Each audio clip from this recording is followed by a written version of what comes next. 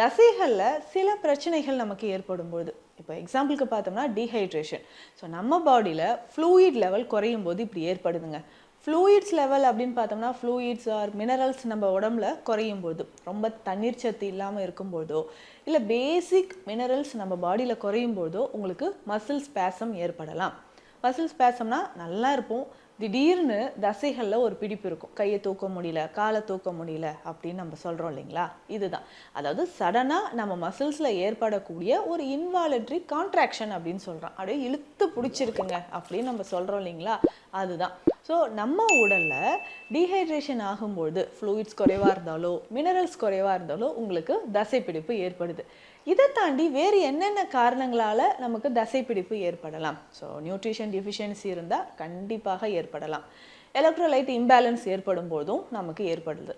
இன்னும் ஒரு சிலருக்கு அதிகமாக ஒர்க் பண்ணுறோம் இல்லைங்களா, இப்போ எக்ஸாம்பிளுக்கு வீட்டில் நிறைய நான் ஒர்க் பண்ணுறேன், இல்லை ஜிம்முக்கு போய் நிறைய ஒர்க் அவுட்ஸ் பண்ணுறேன், இந்த மாதிரி தசைகளுக்கு அதிகமான வேலை கொடுக்கும் நபர்களுக்கும் மசில் ஸ்பேசம் ஏற்பட வாய்ப்பு இருக்குது.